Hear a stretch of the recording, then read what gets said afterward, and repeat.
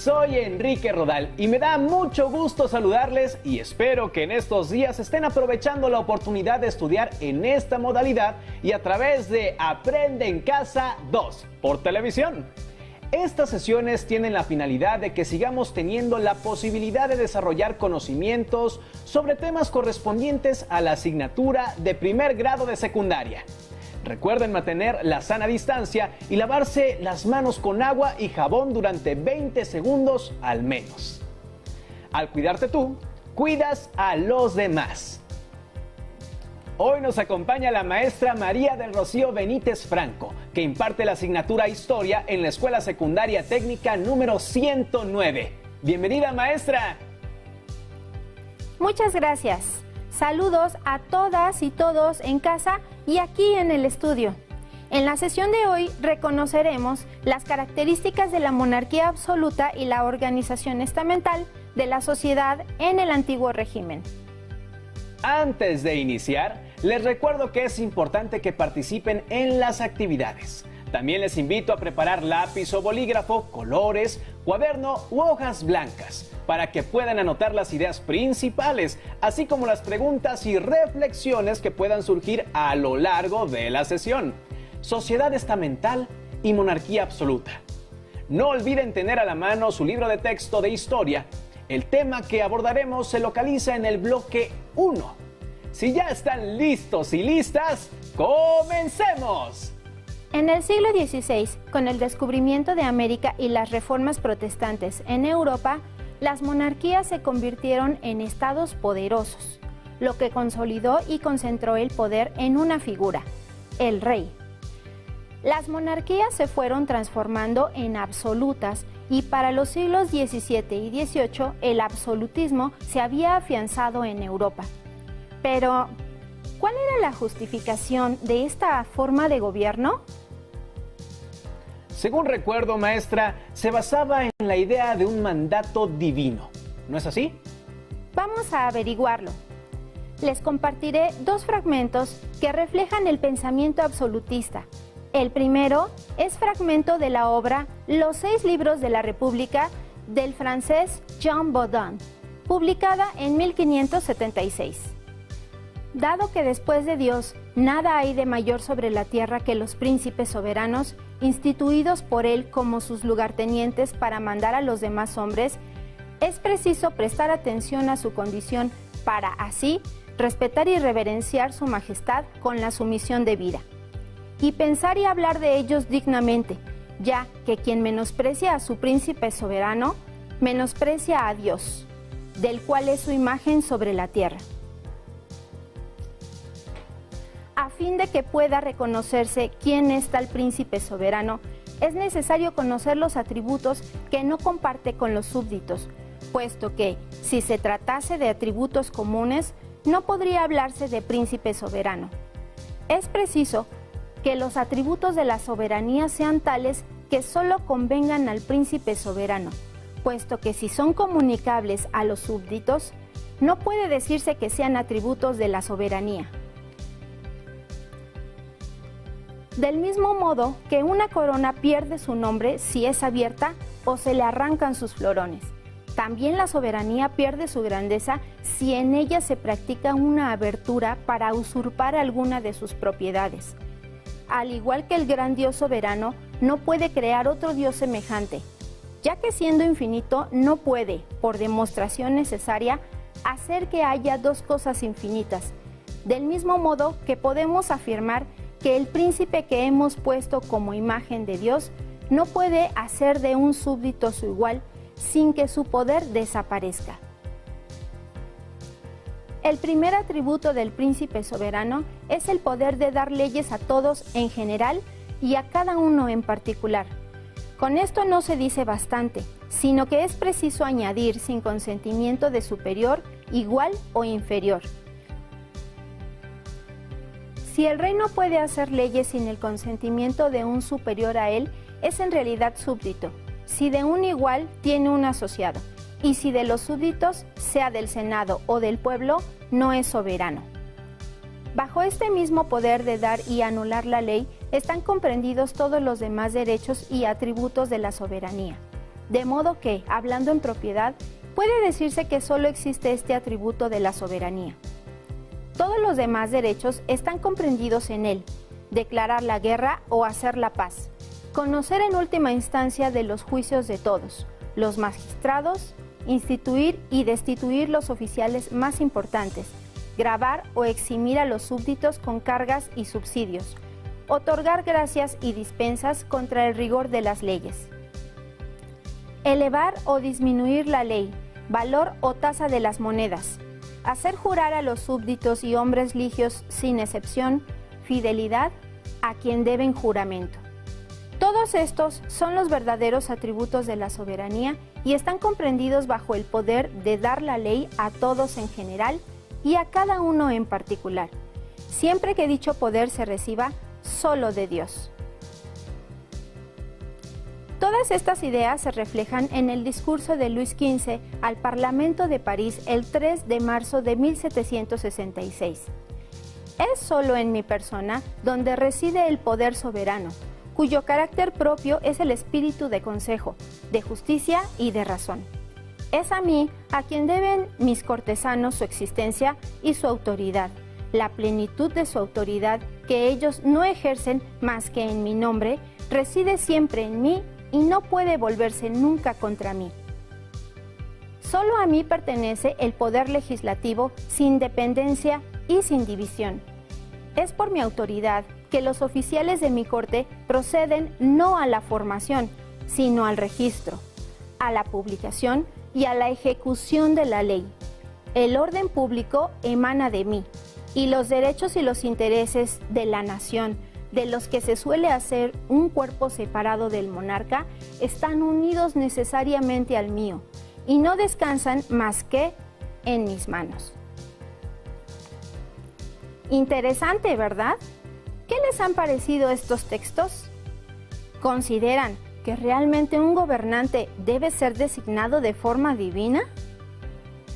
¿Creen que una sola persona tenga la capacidad plena para decidir por el bien de todos los seres humanos en todos los sentidos? Bueno, maestra, a mí todo esto me parece muy interesante. De hecho, en la actualidad siguen existiendo monarquías en algunos países.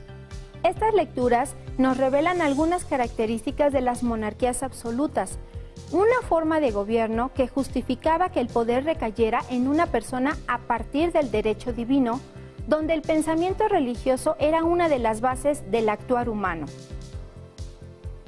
Pero vamos a profundizar un poco más. Observen con atención la siguiente imagen. ¿De qué trata la imagen? ¿Quiénes aparecen en ella? ¿Cómo están vestidos y por qué crees que usan esa indumentaria? ¿Qué están haciendo? ¿Por qué crees que lo están haciendo? Parece la coronación de un rey. No sé si es el Papa quien le está colocando la corona. Efectivamente. Se trata de la coronación de Carlos V en 1530 como emperador del Sacro Imperio Romano. Pero como se mencionó en los textos que leí al inicio, los reyes tenían el derecho divino de gobernar. Así que la Iglesia, y en este caso el Papa o alguna otra autoridad eclesiástica, como representantes de Dios, podían atestiguar ese derecho y coronaban a los reyes o emperadores. ¿Pueden imaginar lo que era vivir bajo un régimen monárquico absoluto en la antigua Europa? Para entender este proceso y la organización social de la época, les proponemos las siguientes preguntas para que se guíen a lo largo de la sesión. ¿Cuáles son las principales características de la monarquía absoluta? ¿Cómo estaba organizada la sociedad durante el antiguo régimen en Europa? ¿Cuáles eran las diferencias entre los estamentos? ¿Qué cambios o permanencias hay en la organización política y social en la actualidad? Para entender un poco más sobre el origen de la sociedad estamental y monarquía absoluta, acompáñenos a ver el siguiente video. Hace más de 500 años, Europa dejó atrás la época medieval. y con ella las creencias mágicas y religiosas. Poco a poco comenzó a extenderse el pensamiento racional que dio paso a las ideas y valores de la Ilustración. Pero vayamos por partes. Como ya les había mencionado, en la Edad Media, Europa vivía una época en la que el conocimiento de la vida y el mundo estaban dominados por supersticiones, además de creencias religiosas que condicionaban las libertades y la organización social. El hombre medieval creó una organización social basada en estamentos que establecían el grupo social al que pertenecían las personas. Estos estamentos eran la nobleza, donde se encontraba el grupo de reyes, condes, duques y caballeros. El clero, compuesto por los miembros de la iglesia desde los papas hasta los monjes. Y el pueblo llano, compuesto por el resto de la población, que eran artesanos, comerciantes y campesinos. Pero llegó un momento en que la historia cambió y la sociedad se transformó. Como pudieron observar, la organización política de Europa pasó del feudalismo al absolutismo, de una fragmentación del poder a la concentración de este en una persona, el rey, inmerso en una sociedad estamental. ¿Identificaste sus características? Repasémoslo a continuación. Como bien lo dijiste, ese paso del feudalismo al absolutismo que vivió Europa en los siglos XV y XVI, donde pasó de pequeños reinos, principados, ciudades autónomas y señoríos independientes a un proceso de unificación de territorios y concentración de poder bajo la autoridad de diferentes monarcas. De manera que en los territorios donde había varios gobernantes quedó uno solo. La monarquía absoluta es un sistema político, económico y social propio de la Edad Moderna que se caracterizó por los siguientes aspectos básicos. 1. Es una forma de gobierno reconocida en la Edad Moderna, y aunque en cada reino hubo circunstancias distintas durante su integración, un elemento común fue el gradual debilitamiento de los señores feudales, el cual favoreció la incorporación de sus territorios a los distintos reinos. Al formar parte de ellos, los señores feudales conformaron un nuevo grupo social, la nobleza. 2. Hacia el siglo XVII, todos los poderes políticos recayeron en una sola figura, el rey, o monarca, quien era el responsable de hacer las leyes y ejecutarlas mediante la acción propia de gobernar, y además procuraba la justicia al determinar quién era o no culpable de haber cometido algún quebrantamiento social en cualquier sentido. Esto supone un poder absoluto e ilimitado. Llamarlo Su Majestad era una forma de expresar la autoridad y superioridad que tenía sobre los demás. Debido a la concentración de poder en una sola persona, a estas monarquías se les ha llamado absolutistas. 3. Los monarcas basaron su poder en el derecho divino, es decir, se basaba en la creencia de que Dios los había designado a ellos y a su familia para dirigir los destinos del reino. Y así, si alguien osaba atacar o contradecir al monarca, estaba literalmente atacando y contradiciendo a Dios. En consecuencia, estaban al frente de la monarquía hasta su muerte o abdicación, momento en el que sus familiares directos se convertían en los sucesores al trono. Por tanto, las monarquías eran vitalicias y hereditarias. Uno de los monarcas representativos de la monarquía absoluta fue Luis XIV de Francia, también conocido como el Rey Sol, quien mandó construir el fastuoso Palacio de Versalles, ya que una de las facetas de los soberanos era materializar su poder para que todos lo pudieran constatar y apreciar. Por ejemplo, ordenaban realizar pinturas de sí mismos. Estos retratos buscaban reflejar la magnificencia de sus personalidades y trascender la privilegiada posición del soberano. En sus escritos también sustentaban su potestad. Luis XV, monarca francés sucesor de Luis XIV, En su discurso del 3 de marzo de 1766 expresó la frase: «Es solo en mi persona donde reside el poder soberano», como ya lo escuchamos en nuestra lectura del texto anterior. La autoridad soberana del monarca trascendió también la música y la danza, expresiones artísticas cuyos autores del periodo, ya sea por decisión propia o no, ponían a disposición del soberano sus talentos y obras, como por ejemplo la música de Mozart, que desde muy joven tocaba y componía para la realeza, o en la danza, el ballet clásico que desde Italia impulsó en Francia Catalina de Medici. Pero a partir de esta forma de gobierno, ¿cómo estaba organizada la sociedad? En el video anterior se mencionó a la sociedad estamental. ¿A qué se refiere con eso? La sociedad estaba organizada en estamentos que eran segmentos de la población definidos por características o condiciones de nacimiento, un estilo común de vida y una función social similar, además de sus privilegios y obligaciones. Se reconocen 3 estamentos: el primer estado o nobleza, el segundo estado o clero y el tercer estado o estado llano. La conformación y posición de cada estamento se adquiría por nacimiento, siendo entonces que la posibilidad de cambiar de nivel estamental era casi nula.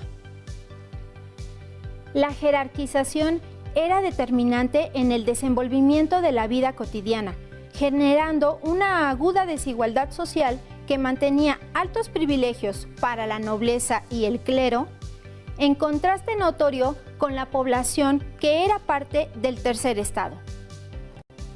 El primer estado o nobleza se dividía en nobleza alta, cuyo nacimiento deviene de un linaje y o título nobiliario. Así, estaba integrado por el rey, los príncipes, duques, condes y marqueses, y su respectivo tronco familiar. El fundamento de su poder residía en el derecho divino otorgado por Dios. Como dato particular, he de decir que el papel de la mujer, aunque acotado, también incidía en el devenir histórico. Nobleza baja. Servían a la nobleza alta. Eran caballeros, nobleza de toga e hidalgos. La nobleza poseía un apellido y no trabajaban con sus manos, ya que se sostenían de las rentas de sus tierras.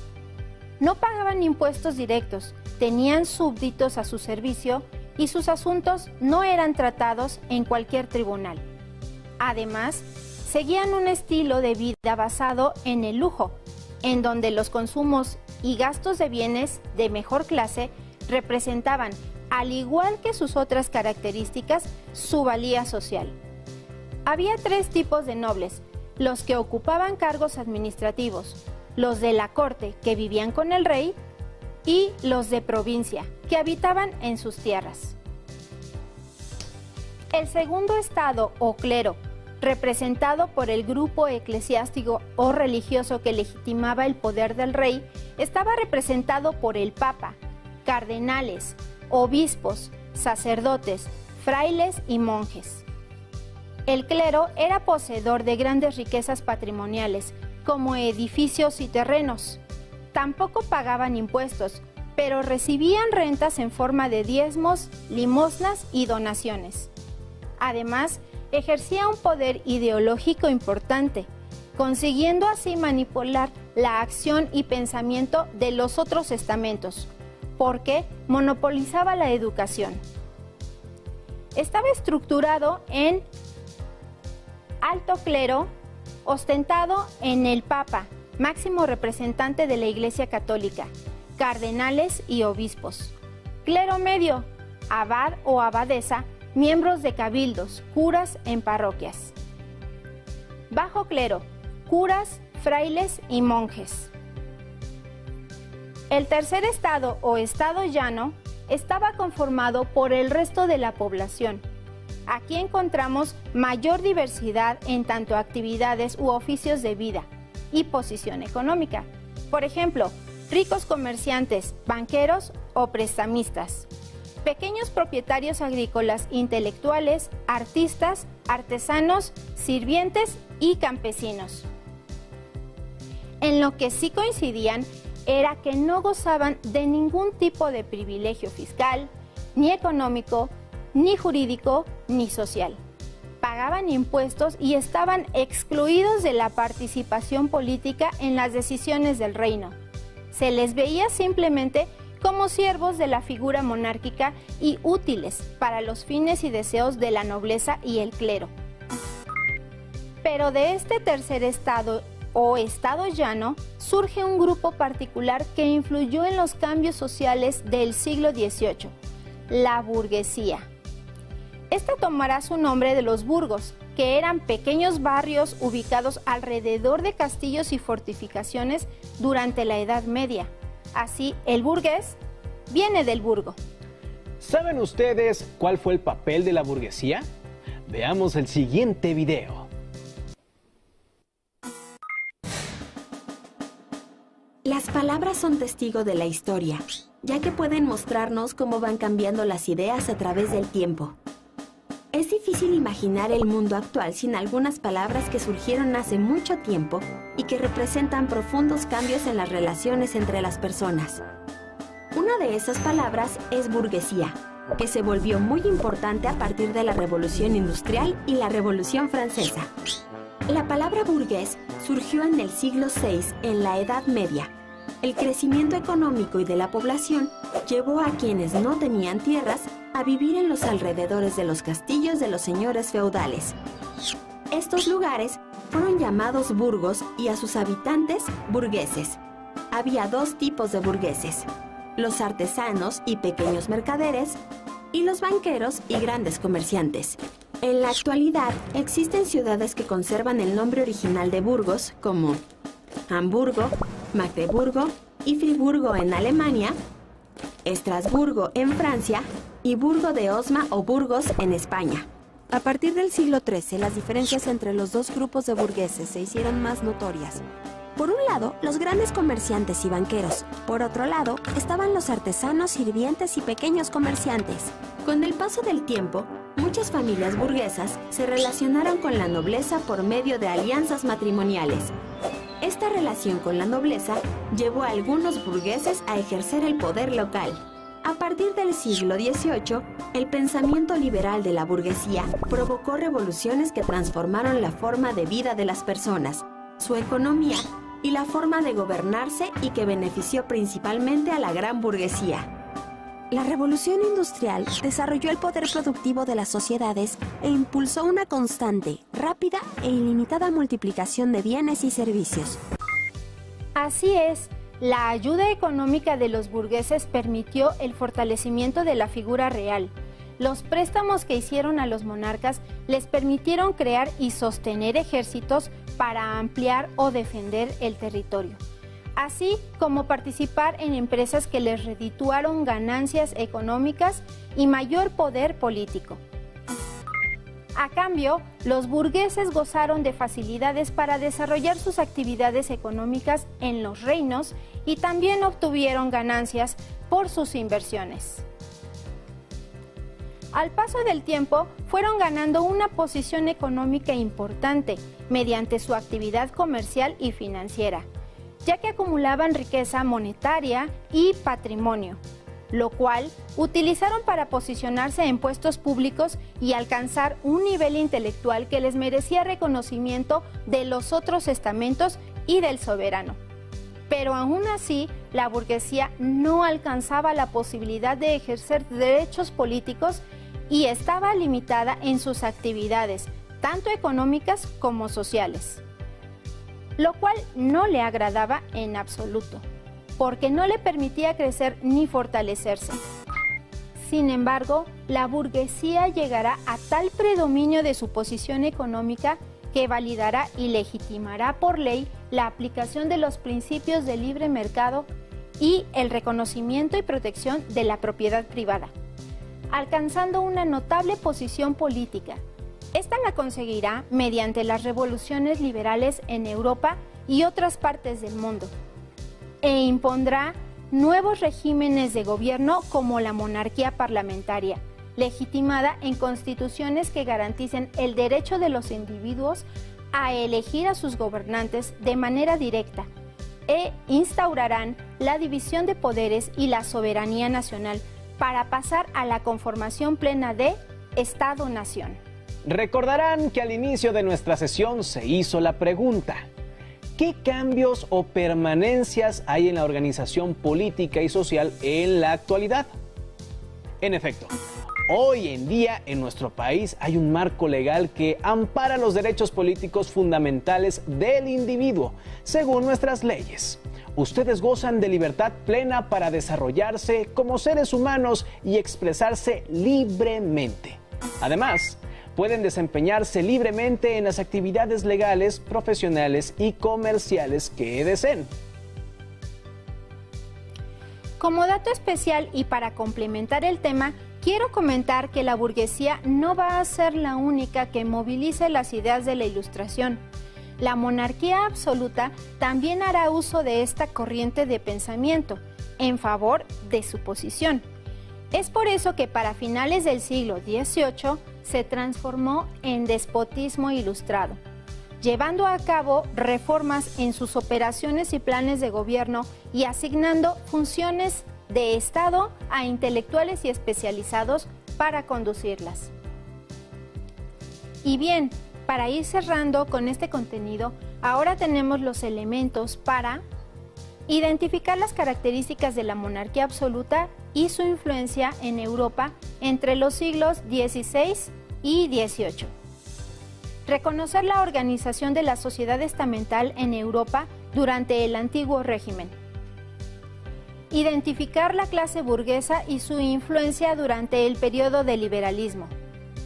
Con todo lo anterior, podemos retomar las preguntas que se plantearon al inicio de la sesión y reflexionenlas.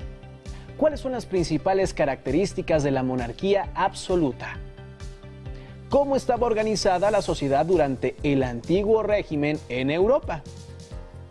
¿Cuáles eran las diferencias entre los estamentos? En su libro de texto resalten con color los párrafos que identifiquen las características de la monarquía absoluta y la sociedad estamental. Ahora es momento de proponerles un reto que desarrollarán a lo largo de la semana con el contenido de los temas que verán en las siguientes sesiones de Historia Primer Grado. Y realicen una historieta con el contenido de esta primera sesión de la semana. Pueden iniciar incluyendo las características de la monarquía absoluta y la sociedad estamental. Les sugiero incluir a los siguientes personajes. Primer estamento: al monarca, rey, reina y nobleza y la corte del rey. Segundo estamento: integrantes del clero. Tercer estamento: resto de la población. Ejemplo: campesinos, comerciantes, pobladores con diferentes oficios y actividades. Pueden retomar las características que se mencionaron en esta sesión. Recuerden, realicen una historia propia y sean creativos. Apóyense en los aprendizajes y contenidos sobre la monarquía y orden estamental con los que ahora ya cuentan. Y echen a volar su imaginación para desarrollar las imágenes y textos en los diálogos. No olviden utilizar material de reciclado que tengas en casa como hojas de reuso y cartón de empaques. Cuidemos nuestro medio ambiente.